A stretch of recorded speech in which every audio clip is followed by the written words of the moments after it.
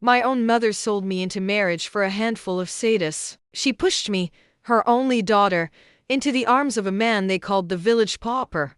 A man with nothing to his name but dusty clothes and a quiet smile. I wept, thinking my life was over.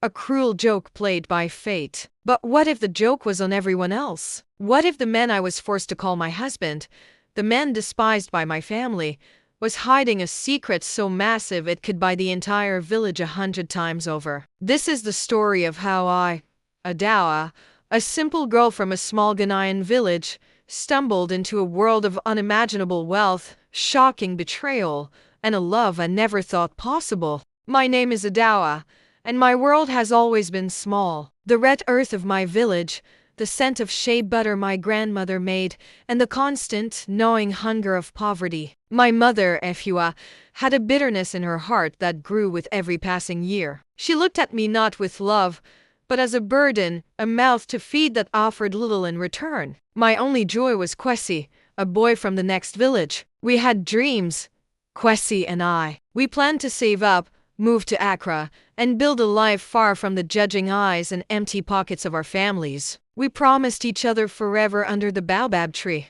But forever came to a sudden, crashing end. One evening, my mother announced my engagement, not to Kwesi, but to Kofi. Kofi, the man who lived on the outskirts of the village, who did odd jobs for scraps, and who people whispered about. They said he was cursed, that his family had abandoned him. My mother didn't care. The man's family, though unseen, had offered a bride price that would settle her debts. He may be poor, she sneered, but he will feed you. Kwesi has nothing but sweet words.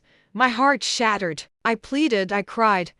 I reminded her of my love for Kwesi. Her face was like stone. Love doesn't fill the stomach, Adawa, she said, her voice cold. You will marry Kofi, and that is final. The betrayal cut deeper when I ran to Kwesi, hoping he would fight for us. But the fight had already left his eyes. He told me it was hopeless, that my mother would never agree, that perhaps it was for the best. He couldn't even look at me as he walked away, leaving our promises scattered like dust in the wind. I was truly alone. My wedding day was the saddest day of my life. I wore a simple kente cloth, borrowed and worn. There was no celebration, no drumming, no laughter. Just the heavy silence of my resignation and the pitying looks from the few villagers who bothered to attend. Kofi stood beside me, quiet and unassuming. He was tall, with kind eyes that seemed to hold a sorrow that matched my own. But I couldn't see past the narrative everyone had painted of him. He was my jailer, the symbol of my stolen future.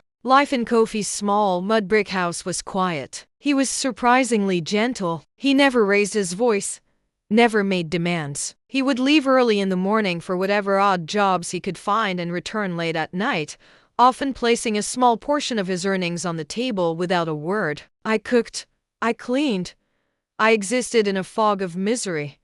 My days spent replaying Kwesi's abandonment and my mother's cruelty. I barely spoke to Kofi, my husband. What was there to say? Then, one day, a strange thing happened. A sleek, black car, the likes of which I had only seen in magazines, rolled into our dusty village and stopped right in front of our humble home. A man in a sharp suit stepped out, looking completely out of place. My heart pounded. Was I in some kind of trouble? The man walked straight to our door and bowed deeply to Kofi. Mr. Osei, he said, his voice laced with respect, your signature is required on these documents for the new hospital wing. I stood frozen, utterly confused. Mr. Osei? Hospital wing? Kofi simply nodded, took the pen, and signed the papers with an air of authority I had never seen before. He then turned to the man and said, "Thank you, David. Please ensure the project stays on schedule, and have the monthly donation transferred to the village orphanage as usual."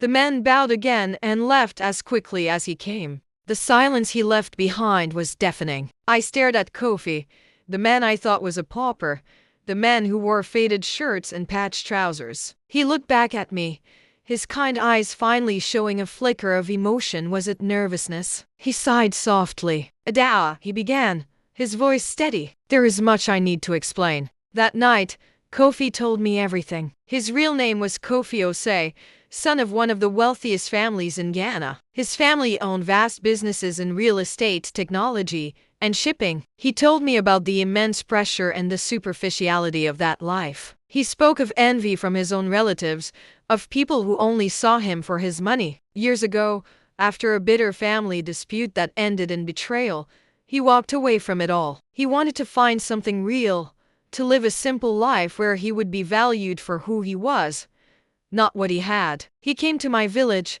seeking anonymity, living off the land and simple jobs, finding a peace he had never known. But why me? I whispered, my head spinning. Why marry me, knowing my family only wanted the bride price? Because, he said, looking at me with an intensity that made my heart skip a beat, I saw you, not as a burden, but as a kind soul. I saw how you treated the children in the village, how you helped old Mama Surwa with her groceries. I saw a good heart. I knew your mother was forcing you, and I felt terrible. My family's lawyer arranged a bride price. It was a small amount to them, but I hoped that in time, you might see me, the real me, and not the pauper everyone believed I was. My world tilted on its axis. The man I had resented was a prince in disguise. The quiet, humble man was a philanthropist, secretly funding orphanages and hospitals. He hadn't been cursed. He had been hiding. My anger and sorrow began to melt away,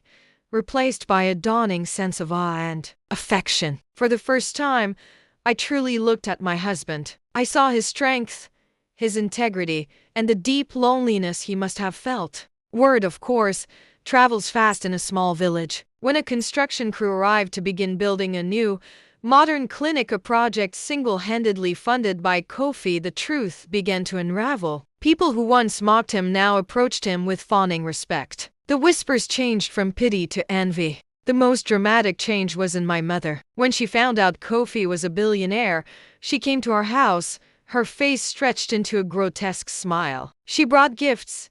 She praised Kofi, and she told me how she always knew he was a good man, how she had chosen the perfect husband for me. The hypocrisy was nauseating. I looked at this woman, my own mother, and felt nothing but emptiness. You didn't see a good man, I told her, my voice shaking with newfound strength. You saw a solution to your debts. You sold your daughter. Please leave. The shock on her face was satisfying, but it was a hollow victory. Then, Kwesi reappeared. He came to me, his eyes full of regret, telling me he had made a terrible mistake, that he loved me, that he had been a fool to let me go. He talked about our old dreams of moving to Accra. Kofi's money can make it all happen, Adawa, he said eagerly. It was then I saw him clearly for the first time, weak, opportunistic, and blinded by greed. The man you see is my husband, Kwesi, I said calmly. The man you abandoned me for was a pauper. You didn't want that man, and I don't want you. In the midst of all this chaos, Kofi was my anchor. He taught me about his world, not of galas and business meetings, but of using wealth to create change. Together, we planned projects for the village, a new school, clean water systems, and a cooperative for the local shea butter producers. I found my voice, my purpose. I wasn't just a billionaire's wife. I was his partner. He valued my knowledge of the village and its people,